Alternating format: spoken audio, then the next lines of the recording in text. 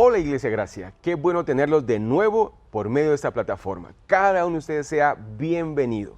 Yo quiero invitarte en este momento a que prepares tu corazón, que prepares tu espíritu, porque tengo la certeza de que Dios va a hablar hoy a tu corazón. Así que cada uno de ustedes sea bienvenido. Muy bien. El tema de esta mañana es antes de resucitar. Normalmente hablamos de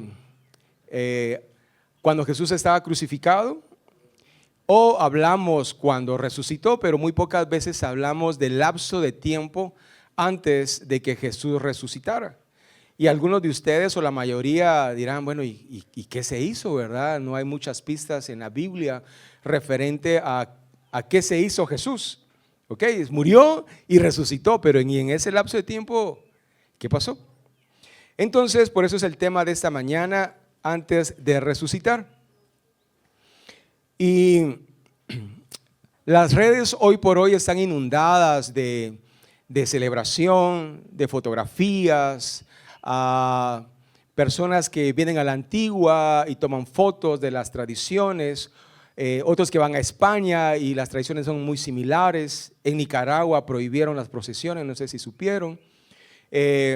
Entonces realmente hoy eso se volvió tendencia, ¿verdad? Y así pasa cada año. Pero yo soy de la idea, hermanos, de qué sirve decir que creemos en un Dios si no hay una transformación dentro de nosotros. Por ejemplo, el 98%, yo se los he comentado, que el 98% de los guatemaltecos sabemos de Dios. No estoy hablando de religión, sino aquellos que saben de Dios, que creen en Dios y que han venido desde pequeños con esa mentalidad. Pero si nosotros vemos las estadísticas, vemos, como dirían por ahí, nuestro muerto diario, ustedes podrán ver que realmente esas estadísticas no concuerdan con un país 98% que cree en Dios. La Biblia dice que el diablo cree en Dios, pero no puede cambiar porque él ya ha sido condenado, pero él podría ir con Dios, mira Dios, perdóname, no seas mala onda. O sea, yo me puse mal allá, pues cuando estaba allá arriba, pues, pero perdóname. Pero no.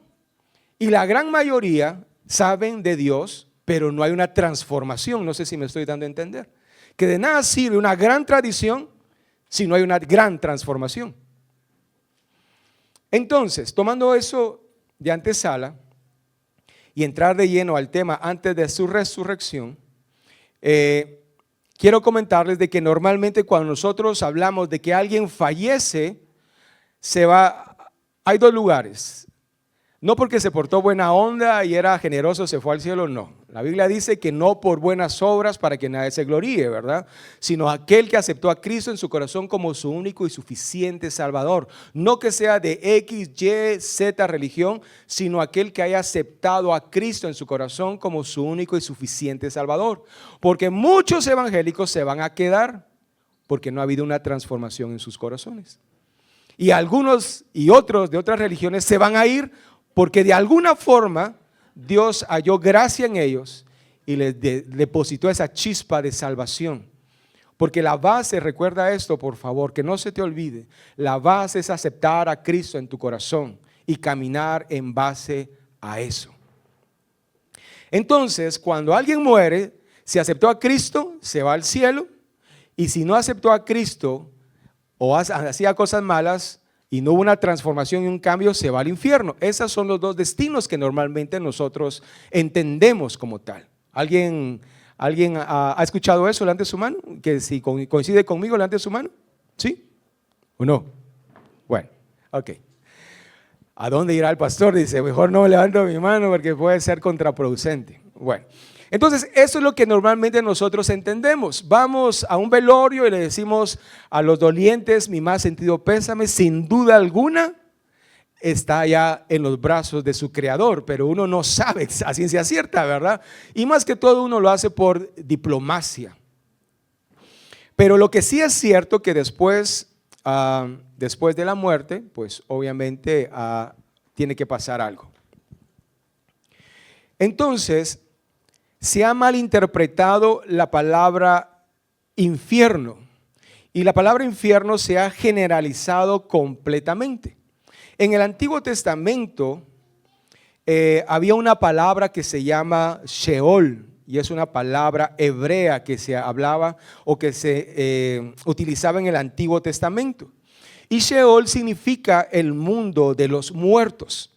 Aparece 70 veces en el Antiguo Testamento y es la morada de todos los muertos sin distinción. Y el Sheol en el Antiguo Testamento y la tradición hebrea era un lugar de descanso. Ahí no había tormento, no había nada, había solamente un descanso. Y para tomar algunas referencias, David comentaba referente al Sheol, Jacob, Job, hablaban de este lugar. Y en síntesis, el Sheol es una sala de espera, un lugar de espera cuando sea el gran juicio final. Entonces ahí están todos los que fallecieron con esa esperanza de que Cristo iba a venir a reinar. Entonces, después conforme el tiempo, los traductores judíos tradujeron esta palabra de Sheol a Hades. Yo creo que ya hemos escuchado esta palabra de Hades como tal. Y esta palabra Hades es una palabra griega, pero esta palabra en griego tiene un concepto más grande. En cambio, Sheol significa solo un lugar de reposo, pero Hades significa un lugar donde hay dos extremos. Un lugar de descanso, igual que el Sheol, pero hay otro lugar de tormento. Y tiene diferentes lugares, diferentes zonas, y de igual forma que el Sheol es un lugar de espera, un lugar de descanso. Y también hay otra palabra que se llama Gehenna. Y Gehenna es esta palabra que también es en griego, pero aquí empezó la confusión. Porque Gehenna realmente sí es la palabra de juicio final y significa literalmente infierno. Gehenna significa infierno. Cuando Jesús hablaba del infierno, de la condenación eterna, sí se refería a este Gehenna, mas no se refería ni a Hades ni a Sheol. ¿Por qué? Porque Gehenna es aquel lugar ya de la condenación final.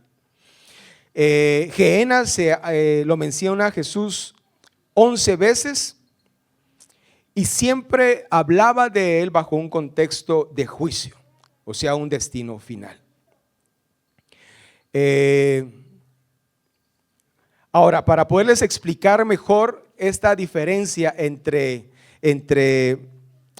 Seol, Hades y Gehenna, quiero que me acompañen a Lucas capítulo 16, versículo 19 en adelante.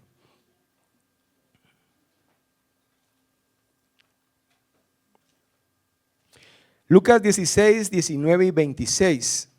Voy a pedirle a alguien que me lo lea, por favor, alguien que lo tenga en su celular. Del 19 al 26.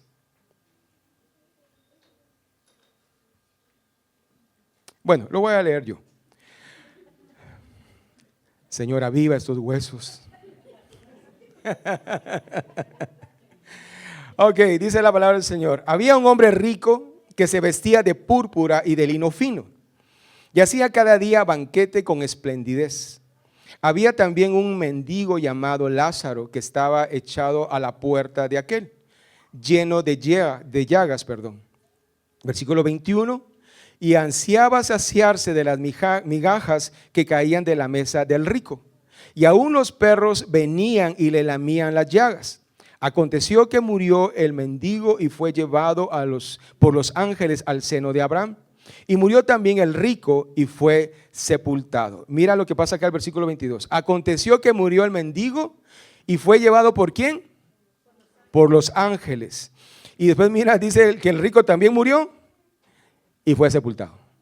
Ahí no hubieron ángeles ni nada. Ok, versículo 23. Y en el Hades alzó sus ojos. ¿En dónde dice que alzó sus ojos? En el Hades, ok. Que también es lo mismo que Sheol o Seol. Muy bien, versículo 23 dice, y en el Hades alzó sus ojos estando en tormentos. Y vio de lejos a Abraham y a Lázaro en su seno. Entonces él dando voces dijo, Padre Abraham, ten misericordia de mí. Envía a Lázaro para que moje la punta de su dedo en agua y refresque mi lengua, porque estoy atormentado en esta llama. Pero Abraham le dijo, Hijo, acuérdate que recibiste tus bienes en tu vida y Lázaro también males. Pero ahora este es consolado aquí y tú atormentado. Además de todo esto, una gran cima está puesta entre nosotros y vosotros, de manera que los que quisieren pasar de aquí a vosotros no pueden, ni de allá pasar para acá.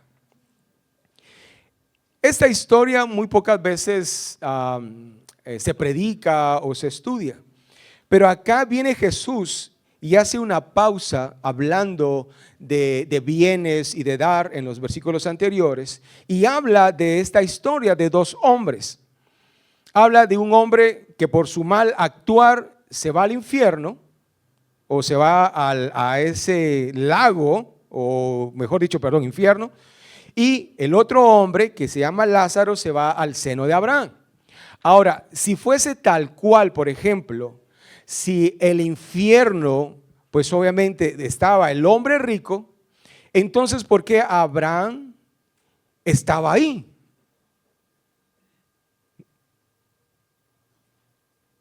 Si Abraham, pues obviamente tendría que estar en el cielo. ¿Por qué tendría que estar en el Hades si en este caso la interpretación general es el infierno? El punto es de que, como les decía, que el Sheol y el Hades, es el mismo concepto, solo que Hades es el concepto más amplio. ¿Alguien puede ubicar a los chicos que están ahí, por favor? Aquí hay 2 sillas. Gracias. Bienvenidos.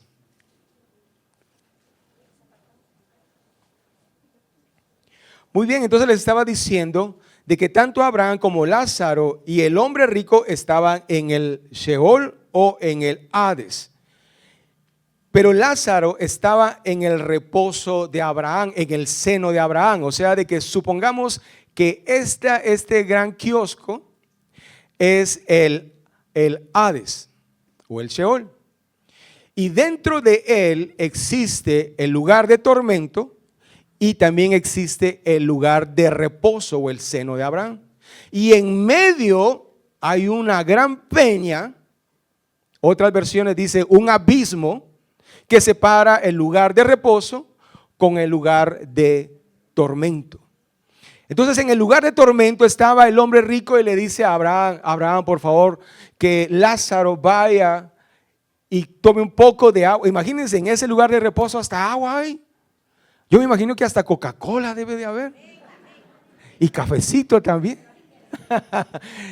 Imagínense, es un lugar de reposo. Entonces viene el hombre rico y le dice, mira, por favor, dile a Lázaro que vaya y remoje su dedo en un poco de agua y que me lo dé a mí en el lugar de tormento. Entonces entendamos que para poder dimensionar en dónde estuvo Jesús en esos 3 días, es necesario entender la diferencia que hay en el Hades o en el Sheol y que hay dentro de ellos. Entonces, acá podemos entender que el Hades es en un lugar grande donde hay varios compartimientos o varios departamentos. Depende de nosotros en qué lugar quedemos. Según estudios y otras teologías, es de que cuando venga Cristo en su segunda venida, dice la palabra de Dios que los que duermen en Cristo resucitarán primero. Entonces los que están dentro de ese lugar son los que van a despertar. Y los que estemos acá vivos vamos a ser levantados, transformados, dice la palabra de Dios. Entonces entendamos de que el Sheol y el Hades es el mismo lugar, solo que tienen diferentes compartimientos o lugares. Te voy a poner otro ejemplo. Lucas 23:39. Y voy a pedir a los anfitriones que me traigan un poquito de agua, por favor. Que canté mucho y ya me quedo sin. Muy bien, Lucas 23:39 dice: y uno de los malhechores que estaban colgados le injuriaban diciendo: si tú eres el Cristo, sálvate a ti mismo y a nosotros. Respondiendo el otro le respondió diciendo: ¿ni aún temes tú a Dios estando en la misma condenación? Nosotros a la verdad justamente padecemos, porque recibimos lo que merecieron nuestros hechos, mas este ningún mal hizo. Dijo a Jesús: acuérdate de mí cuando vengas en tu reino. Entonces Jesús le dijo, ¿qué le dijo? En el paraíso. Cuando aquí habla de paraíso, habla de lo que también nosotros interpretamos, y esto también habla de los primeros cristianos de estudios bíblicos, que cuando habla del paraíso es el seno de Abraham, donde es el lugar de reposo. Entonces hay otras líneas de estudio que dice que Jesús le estaba diciendo ahí que iba a ir a los cielos. Pero recuerden que después, cuando Jesús resucitó, le dijo a María Magdalena: no me toques porque no he ascendido a los cielos. Entonces, ¿cómo así? O sea, no ha ascendido y de hecho te digo que vas a estar hoy conmigo en el paraíso. Entonces ahí es donde podemos dimensionar que cuando se refiere también a paraíso, se refiere al Sheol, al Hades, pero en el lugar de reposo. Entonces cuando Jesús le dice aquí en el versículo 43, entonces Jesús le dijo: de cierto te digo que hoy estarás conmigo en el Sheol, en el Hades o en el paraíso. Entonces acá podemos ver que cuando Jesús dijo consumado es y murió, porque a él no lo mataron, él dio su muerte. Entonces en ese preciso momento en la tierra, escúchame esto, en la tierra el velo del templo se rasgó de arriba hacia abajo. En la tierra, ¿qué pasó? Hubo un gran terremoto. Las tumbas se abrieron. Los muertos resucitaron, los que estaban en las tumbas. Y hubo algo sobrenatural. Los soldados que lo estaban matando y custodiando, etcétera, etcétera, dijeron: en verdad este era el Hijo de Dios. O sea, en la tierra pasó algo tremendo, pero debajo de la tierra también sucedió algo tremendo y sobrenatural. Viene Cristo y desciende a lo más profundo. Mira lo que dice 1 Pedro 3:18 y 19.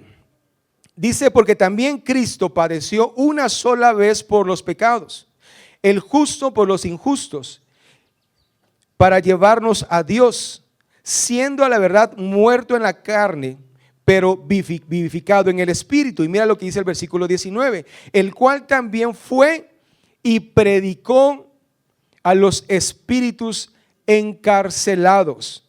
Aquí se refiere a esos espíritus que estaban en el Hades, en el Sheol. Recuerden de que cuando Noé estaba construyendo el arca, mucha gente lo injuriaba, le decía: estás loco, ¿cómo estás construyendo esta barca? Entonces cuando Cristo bajó a las profundidades de la tierra, a este lugar, llegó tanto al lugar de descanso como al lugar de tormento. Y ahí él testificó, y no lo que Noé estaba hablando era mentira. Aquí está el Cristo, aquí está el Mesías. O sea, aquello que todos aquellos hombres, Abraham, Isaac, Jacob, comentaban de que ellos seguían, llamaban a un Dios verdadero, no a una religión, sino a aquel Dios verdadero descendió el Hijo de Dios a lo profundo y dio testimonio de que todo eso no era un cuento, sino era una verdad. En un cafecito con Dios hablábamos y yo les hacía una pregunta a los hermanos que asistieron ese día. Les decía: ¿y qué pasa si nosotros somos buenos cristianos? ¿Qué pasa si nosotros hacemos bien las cosas y nos morimos y no pasa nada? No hay un seno de Abraham, ni un lugar de tormento. Entonces, ¿qué? Por gusto alabaré. Por gusto leímos la Biblia. No, ¿verdad? ¿Sabes por qué no? ¿Por qué no fue por gusto? Porque eso nos hace ser cristianos nos hace ser buenos hombres, buenas mujeres, con principios, con valores, con hacer bien las cosas. Y si sobre de eso nosotros nos morimos y decimos: wow, el seno de Abraham, deme un poquito de agua, por favor. Mejor si es Coca-Cola, mejor si es con un pedazo de pizza. El lugar de descanso. Pero mientras del otro lado de esa gran peña, del otro lado de ese gran abismo, vamos a ver que muchos se van a estar quejando y gritando, porque ese es el lugar, el infierno.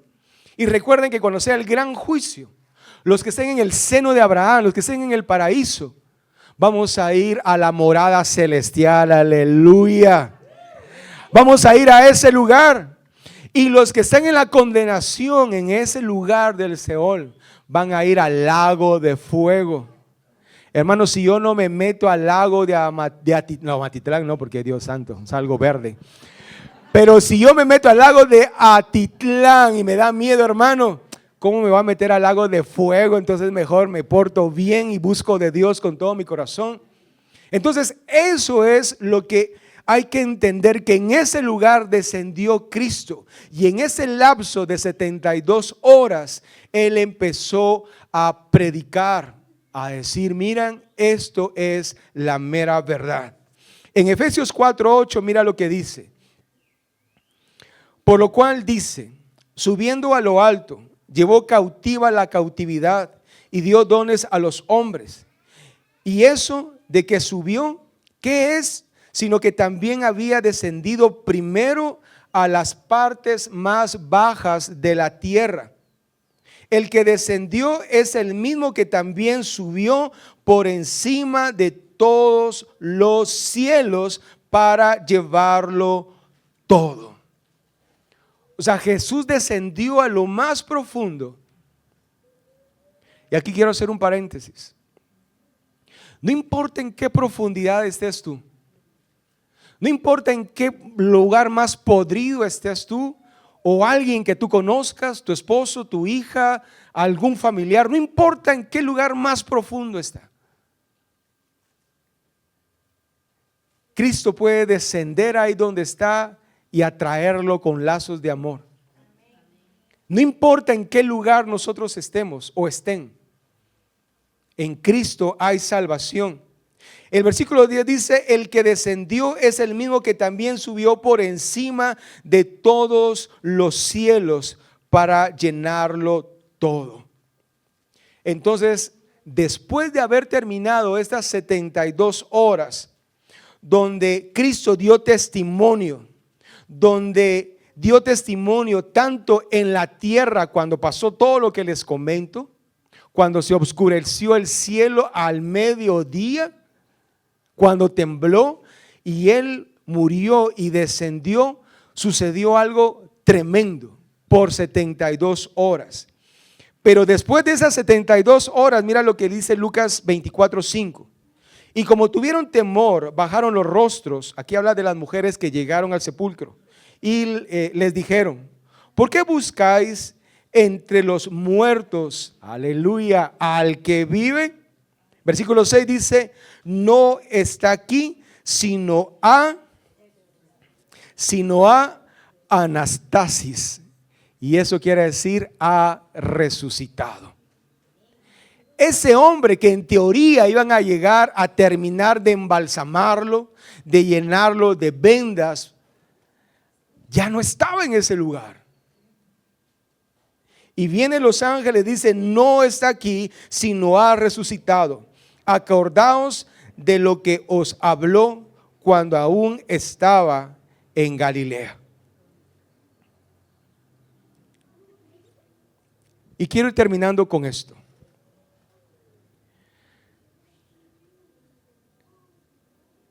La historia de Jesús, déjame decirte que no es una tradición. El plan de salvación manifestado en Juan 3:16 no es una historia bonita. Ay, ese Dios cómo me ama. Sino realmente lo que Dios y la Trinidad planearon en nuestra y para nuestra salvación fue planeado mucho más antes de la creación del mundo, dice la palabra de Dios. Entonces, yo te exhorto en esta mañana a que guardes tu salvación. No la pierdas de vista. Guárdala como tu especial tesoro. Hay quienes prefieren seguir al novio. Es que no sigue a Cristo. Pero yo sí lo quiero. Cuando nos casemos, yo voy a hacer lo posible para que venga a la iglesia. Esa historia ya la conozco. Esa historia ya la conozco y no termina bien. No termina bien. Habla, Señor, habla, Señor.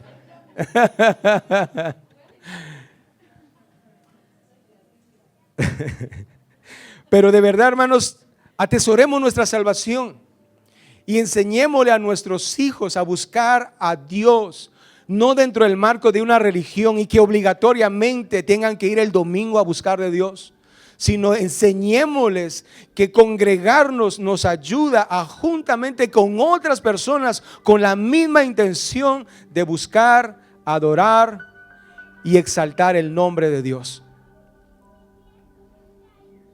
Ese plan de salvación estaba escrito y profetizado en el Antiguo Testamento. Ese plan de salvación me fascina cuando Juan el Bautista dice: acercados porque el reino de los cielos se ha acercado. Cuando Jesús vino también dijo lo mismo: arrepiéntanse porque el reino de los cielos se ha acercado. ¿Qué quiere decir esto? Que esa promesa del Antiguo Testamento se estaba haciendo realidad cuando Cristo estaba diciendo esas palabras, que el reino mismo se estaba depositando en la tierra. Tú no puedes ir a ninguna embajada de cualquier país acá en Guatemala, porque ese lugar, por muy pequeña que sea la casa, ese es un lugar que le pertenece al país donde está ondando la bandera de ese país. Pero es que está en Guatemala. No, disculpe, pero ese es patrimonio de este país. Ninguno de ustedes puede llegar a la embajada americana. ¿Permiso? ¿Permiso para qué? Momento, pueblo. No, es que usted está en Guatemala. No. Hay tratados que dicen que ese lugar es un lugar que le llaman zona cero y no le depende al país local. Y eso fue lo que hizo Cristo cuando dice: el reino de los cielos se ha acercado. Vino la embajada del cielo y el poder se empezó a manifestar. Por eso, hermano, tú no tengas miedo de orar por alguien, porque no eres tú el que va a hacer el milagro, sino el Espíritu Santo obrando a través de ti. ¿Acaso no está el reino de los cielos obrando en nosotros? Entonces, por eso mismo nosotros tenemos que actuar. Nosotros bromeamos cuando dice que sin café es imposible agradar a Dios, pero el texto original es sin fe. Si tú no tienes fe, no agradas a Dios. Con esa fe, hermanos, vamos a hacer milagros. Con esa fe vamos a ser salvos. Con esa fe vamos a ser buenos cristianos, buenos ciudadanos, buenos trabajadores, buenos empresarios. Pero tenemos que entender, hermanos, que la muerte de Cristo, la Semana Santa que le llaman, aunque eso no está en la Biblia, es una representación que las personas hacen con el hecho de recordar. Pero como les dije cuando empecé, de nada sirve esta gran tradición si no hay una gran transformación en nuestras vidas. Si seguimos actuando igual, seguimos en adulterio, en fornicación, en pensamientos malos, en chismes, en robos, de nada sirve. Entonces, ¿qué somos? Un religioso más. Y Cristo no va a venir por religiosos, sino va a venir por aquellos que hacen su voluntad. Termino con este texto y voy a pedir a mis hermanos anfitriones que me ayuden a preparar la cena del Señor.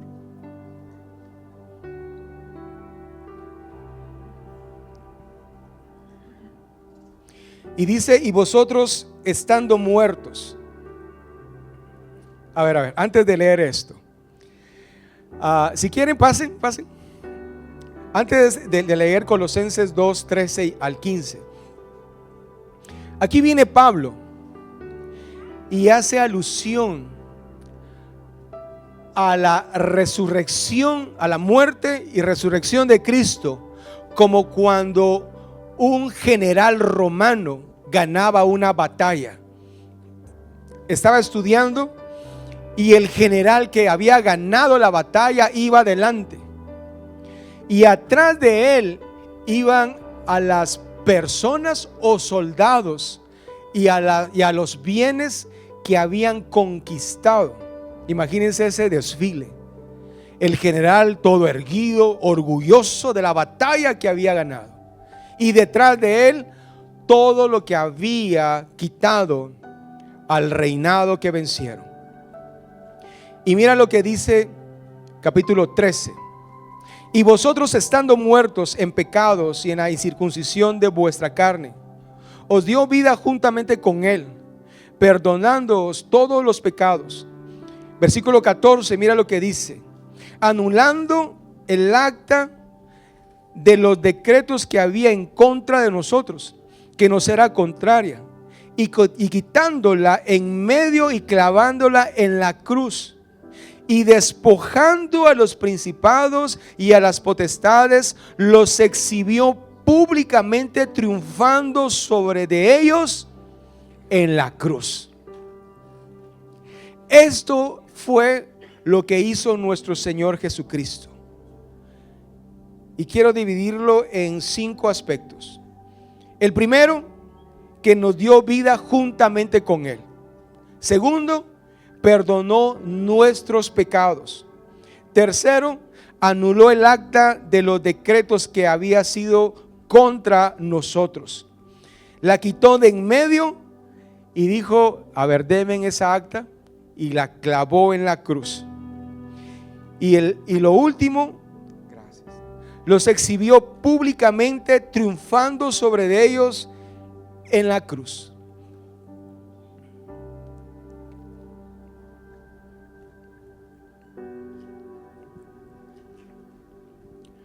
Y antes de ser partícipes de la cena del Señor, termino exhortándolos a que no miremos estas festividades o estos recordatorios sin antes entender que tiene que haber un cambio y una transformación en nuestras vidas. Que el hecho de regocijarnos, de hace unos momentos cantar, danzar, dar gritos de júbilo, es porque entendemos que nuestro destino era la condenación eterna. Pero sin Cristo no hubiera muerto y no hubiera resucitado, nosotros como gentiles no teníamos nada que ver. Pero por medio de la gracia, que es un favor no merecido, hemos encontrado salvación. Hermano, tu nombre está escrito en el libro de la vida. A ver, ¿cómo te llamas? Lucía Duarte.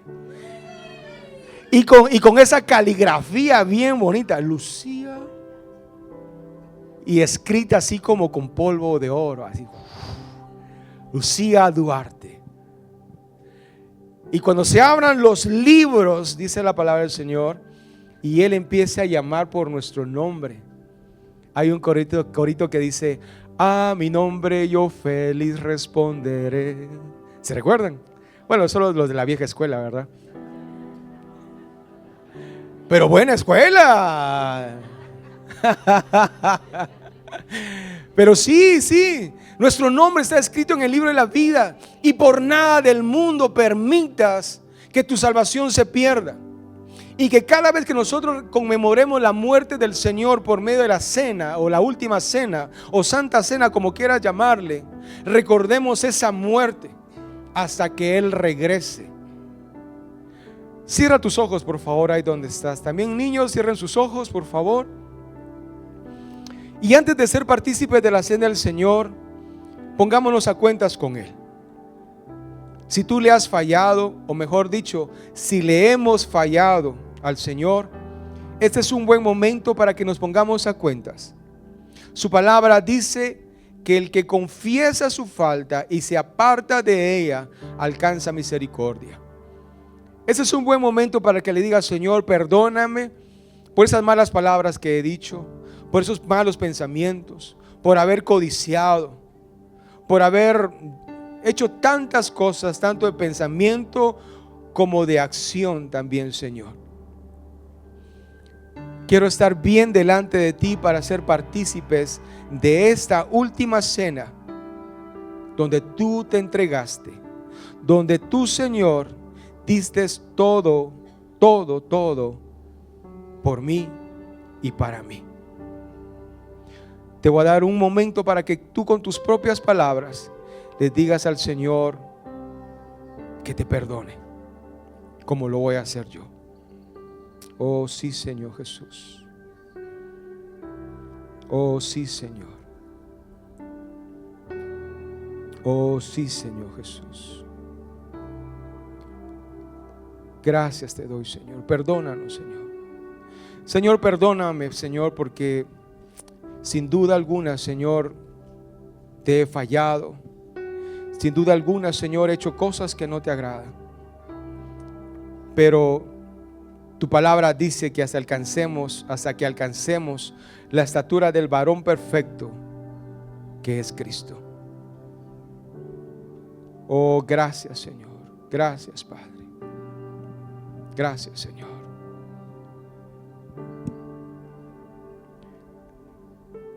Señor, tu palabra dice que tomaste el pan que representa tu cuerpo, que fue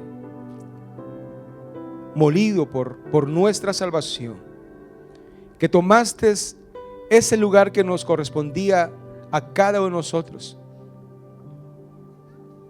Gracias porque derramaste hasta la última gota de sangre. Porque cuando dice que el soldado atravesó tu costado con una lanza, ya no salió sangre, sino salió agua. Y esa sangre fue derramada por nosotros. Ese cuerpo fue destrozado por nuestra salvación. Tu palabra dice: tomad, comed, esto es mi cuerpo, que fue dado por vosotros para salvación. Comamos el pan que representa el cuerpo de Cristo. Comamos.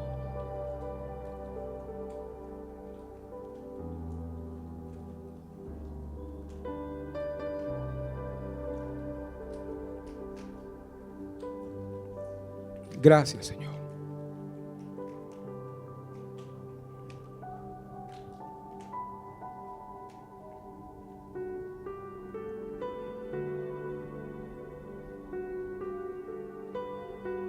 Gracias, Señor.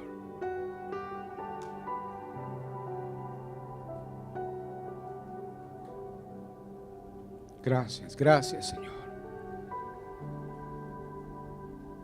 Gracias, Señor. De la misma forma dice tu palabra que después de haber cenado, tomaste la copa, la cual contiene el vino que representa tu sangre. Esa sangre que representa el nuevo pacto en Cristo Jesús. Tomemos la copa que representa esa sangre. Tomemos.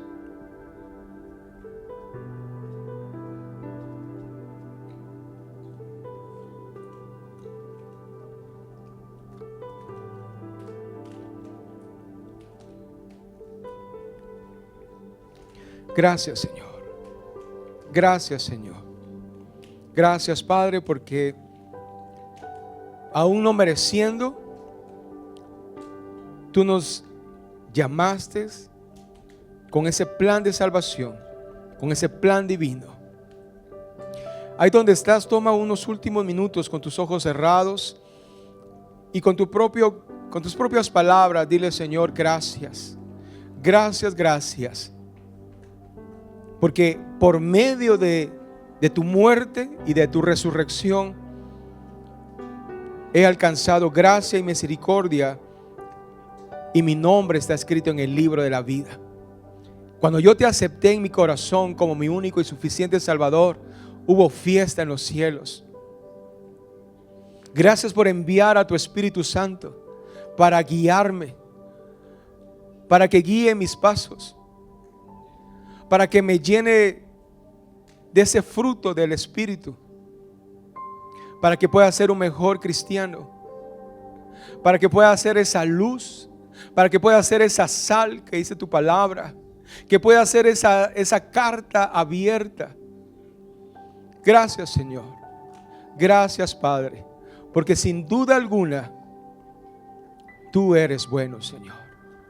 Gracias te doy, Padre, en el nombre de Cristo Jesús.